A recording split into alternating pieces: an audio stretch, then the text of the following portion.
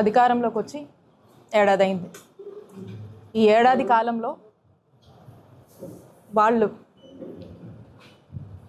చెప్పినటువంటి ఇచ్చినటువంటి అబద్ధపు హామీలు ఏమాత్రం కూడా నెరవేర్చకుండా ఏ విధంగా ప్రజల్ని మోసం చేసి ఓట్లు వేయించుకొని ఈ సంవత్సర కాలంగా కూడా ఏ విధంగా ఒక అరాచక పాలనతో మాయ మాటలతో అబద్ధాలతో ఏ విధంగా ముందుకు వెళ్తున్నారనేటువంటి అంశాన్ని ఎండగడుతూ వైఎస్ఆర్ కాంగ్రెస్ పార్టీ రాష్ట్ర వ్యాప్తంగా కూడా అన్ని నియోజకవర్గాల్లో మా నాయకుడు జగన్మోహన్ రెడ్డి గారి పిలుపు మేరకు ఈ యొక్క కూటమి ప్రభుత్వం చేస్తున్నటువంటి మోసాలని ఎండగడుతూ వెన్నుపోటు దినంగా జూన్ 4న అన్ని నియోజకవర్గాల్లో కూడా వైఎస్ఆర్ కాంగ్రెస్ పార్టీ పెద్ద ఎత్తున కూడా ఈ నిరసన కార్యక్రమాన్ని చేపడుతుంది. దీన్ని అందరూ కూడా విజయవంతం చేయవలసిందిగా కోరుతూ మరి ఈరోజు మన పల్నాడు జిల్లా నర్సరావుపేటలో ఈరోజు మన అబ్జర్వర్ గౌతమ్ రెడ్డి గారు అలాగే ఇక్కడ ఉన్నటువంటి అందరూ ఇన్ఛార్జీలు అందరం కూడా ఇక్కడ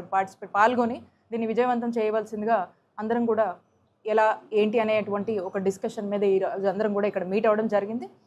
మరి మనం చూస్తున్నట్టయితే ఈ ఏడాది కాలంగా చూస్తున్నది ఏంటి, జరుగుతున్నది ఏంటంటే ఏదైతే సూపర్ 6, సూపర్ 7 అని అబద్ధపు హామీలు ఇచ్చి కూటమి ప్రభుత్వం అధికారంలోకి వచ్చిందో అనేక మాయమాటలు చెప్పారు. ఈరోజు ఎక్కడికి వెళ్ళినా కూడా ప్రజల్లో మనం అడిగితే కనీసం వీళ్ళు చెప్పినటువంటి పథకాలు కూడా ప్రజలు ఆ పేర్లు కూడా రావట్లే. అడిగితే ఏదైతే తల్లికి వందనం అన్నారు, ఈరోజు జనాల్లో వెళ్తే చెప్తున్నారు అమ్మఒడి మాకు రాలేదండి, ఇంకా ఎప్పుడు ఇయ్యలేదు, ఎప్పుడు ఇస్తారని మాట్లాడు. కనీసము వీళ్ళు స్కీమ్స్కి పెట్టినటువంటి పేర్లు కూడా ఈరోజు ప్రజలు ఇంకా కూడా పాత తరహాలోనే జగన్మోహన్ రెడ్డి గారు ఏదైతే ఒక మేనిఫెస్టో ఇచ్చారో అదే మేనిఫెస్టో పేరుగా గుర్తు చేసి అన్నారు కదండి ఇంకా ఇవ్వట్లేదు, అమ్మఒడి పడలేదండి, ఎప్పుడు వస్తుందో మాకు తెలియదండి, ఆస్తో ఎదురు చూస్తున్నామని చెప్పి ఈరోజు ప్రజలు మాట్లాడుతూ ఉన్నారు.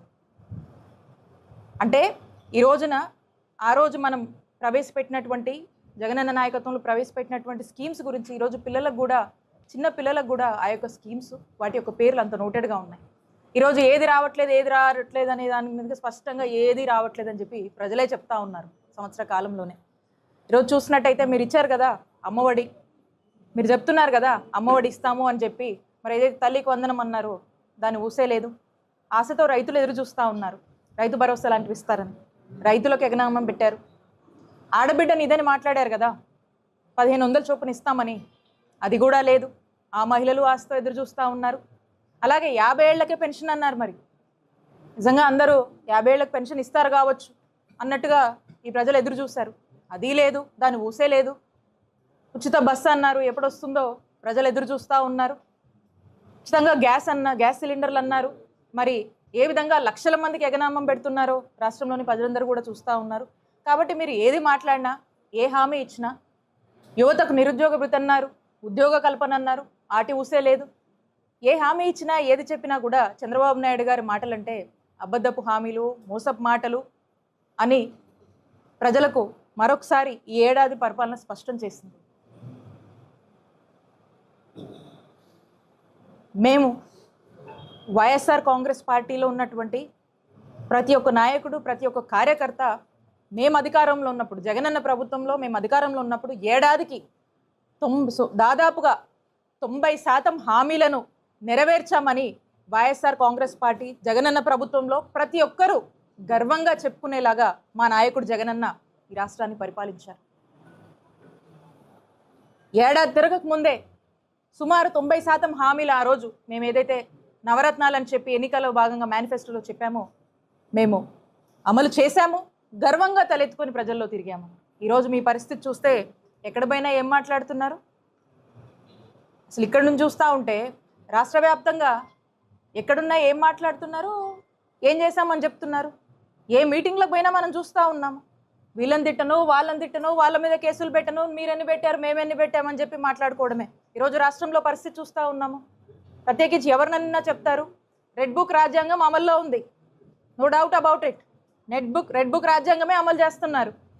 ఏ విధంగా చేస్తున్నారంటే దేశ చరిత్రలో ఎప్పుడు ఎక్కడా లేనటువంటి విధంగా ఈ రోజున చూస్తే మాజీ ఎమ్మెల్యేలు అయితేనేమి, మాజీ మంత్రులైతేనేముంది, ఐఏఎస్లు అయితేనేముంది, ఐపీఎస్లు అయితేనేముంది, వాళ్ళని తిట్టను, వాళ్ళ మీద కేసులు పెట్టను, మీరెన్ని పెట్టారు మేమెన్ని పెట్టామని చెప్పి మాట్లాడుకోవడమే. ఈరోజు రాష్ట్రంలో పరిస్థితి చూస్తూ ఉన్నాము. ప్రత్యేకించి ఎవరినన్నా చెప్తారు, రెడ్ బుక్ రాజ్యాంగం అమల్లో ఉంది, no doubt about it. Red book రాజ్యాంగమే అమలు చేస్తున్నారు. ఏ విధంగా చేస్తున్నారంటే దేశ చరిత్రలో ఎప్పుడు ఎక్కడా లేనటువంటి విధంగా ఈ రోజున చూస్తే మాజీ ఎమ్మెల్యేలు అయితేనేముంది, మాజీ మంత్రులు అయితేనేముంది, ఐఏఎస్లు అయితేనేముంది, ఐపీఎస్లు అయితేనేముంది, సామాన్య కార్యకర్తల దగ్గర నుంచి వైఎస్ఆర్ కాంగ్రెస్ పార్టీలో ఉన్నటువంటి యాక్టివిస్టులు, ఫాలోవర్స్, అలాగే సామాన్య జనాన్ని కూడా ఈరోజు వదలకుండా ఇల్లీగల్ కేసులు, వేధింపులు, అరెస్టులు, జైళ్ళ పాలు చేస్తూ ఉన్నారు.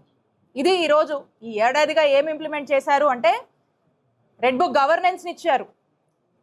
ఏం చేశారు అంటే ఈ రాష్ట్రంలో ఎంతమందిని ఇబ్బందులు పెట్టారు అనేటువంటి ఒక హిస్టరీయే మనకు లభిస్తూ ఉంది. ఇది చంద్రబాబు నాయుడు గారి నాయకత్వంలోని కూటమి ప్రభుత్వం ఈ ఏడాదిగా చేసినటువంటి అమలు, చేసినటువంటి కార్యక్రమాలు. ఎంతమంది జైళ్ళు, ఎంతమంది ఇల్లీగల్ కేసులు, అరెస్టులు, అన్యాయాలు, అరాచకాలు, ఇంకో రకంగా చెప్పాలంటే ఎక్కడికక్కడ దోపిడీ. ఇది ఈ రాష్ట్రంలో ఉన్నటువంటి ఈ 1 ఇయర్గా చంద్రబాబు నాయుడు గారి నాయకత్వంలోని ఈ కూటమి ప్రభుత్వం యొక్క ప్రోగ్రెస్ అని స్పష్టంగా ఎవరిని అడిగినా కూడా చెప్తారు. కానీ మా నాయకుడు జగనన్న మాత్రం ఇలాంటి వాటన్నిటినీ కూడా ఎప్పుడు ఏ రోజు ఎంకరేజ్ చేయలేదు. పద్ధతిగా చాలా ట్రాన్స్పరెంట్గా వెల్ఫేర్ని రాష్ట్రంలో పెద్ద ఎత్తున అమలు చేశారు. మహిళలకు ప్రాధాన్యత ఇచ్చారు, మహిళలకు భద్రత ఉండేది. ఈరోజు ప్రతి ఒక్కరికి కూడా ఏదో ఒక విధంగా వారి యొక్క అప్లిఫ్ట్మెంట్ కోసము, వారి యొక్క ఎంపవర్మెంట్ కోసము, ఆ యొక్క కుటుంబం యొక్క బాగోగుల కోసము పనిచేశారు. చాలా ఫిలాసఫీలు నమ్మారు జగన్ గారు. ఒక కుటుంబంలో ఆ యొక్క పిల్లలు చదువుకుంటే విద్యతోనే ఆ యొక్క కుటుంబ తలరాతలు మారుతాయని భావించి విద్యారంగంలో అనేక విప్లవాలు తీసుకొచ్చారు, అనేక స్టాండర్డ్స్ని ఇంట్రడ్యూస్ చేశారు. ఈరోజు ఆ స్టాండర్డ్స్ ఏమీ లేవు. కూటమి ప్రభుత్వం వచ్చాక ఎడ్యుకేషన్ రిలేటెడ్ ఏదైతే స్టాండర్డ్స్ మనం మెయింటైన్ చేసామో ఆ స్టాండర్డ్స్ అన్ని కూడా డైల్యూట్ అయిపోయినాయి.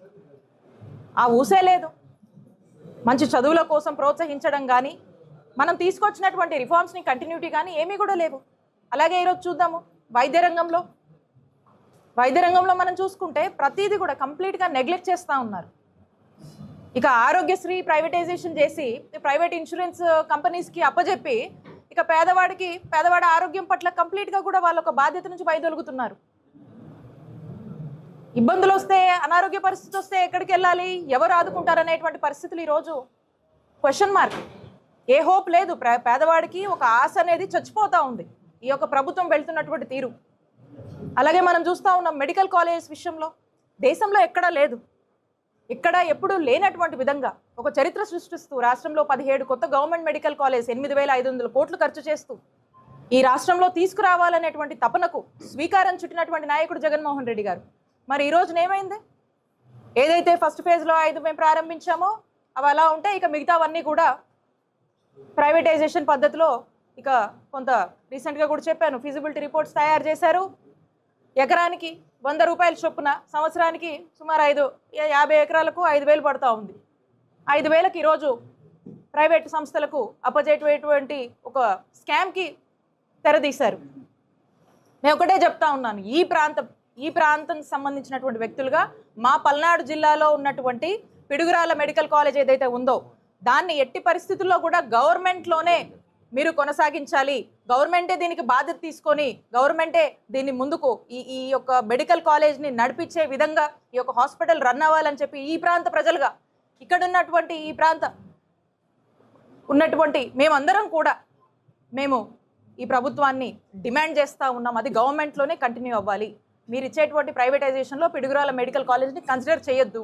And at the same time ఉన్నటువంటి అన్ని మెడికల్ కాలేజ్కి ఈ ప్రైవేటైజేషన్కి మేము అగేన్స్ట్గా ఉన్నామని చెప్పి తెలియజేస్తూ ఉన్నాం. కాబట్టి ఏది కూడా అన్నీ ఇగ్నోర్ చేయడమే, ప్రతిదీ ఇగ్నోర్ చేయడమే. ఈ విధంగా ఏ రంగంలో తీసుకున్నా అందరినీ మోసం చేస్తూ అన్ని సెక్టార్స్ని ఇబ్బందులు పెడుతూ సామాన్యుడు కూడా ఒక అభద్రతలోకి వెళ్ళి ఒక అభద్రతలో జీవిస్తున్నటువంటి పరిస్థితులు ఈరోజు ఆంధ్రప్రదేశ్లో నెలకొన్నాయని స్పష్టం చేస్తున్నాం. కాబట్టి మీరు చేస్తున్నటువంటి అరాచకాలను, మీరు చెప్పినటువంటి మాట మీద మీరు ఏది కూడా నిలబడలేదు. కాబట్టి ఇవన్నీ ఎండగడుతూ జూన్ 4న ఈ వెన్నుపోటు దినం కార్యక్రమం అనేది ప్రతి నియోజకవర్గంలో కూడా చేస్తున్నాం. కాబట్టి ఇక్కడ ఉన్నటువంటి అందరూ ప్రజలందరూ కూడా పాల్గొని అందరూ కూడా ఈ ప్రభుత్వాన్ని ఎండగట్టేందుకు అందరూ కూడా ఇందులో భాగం అవ్వాలని కోరు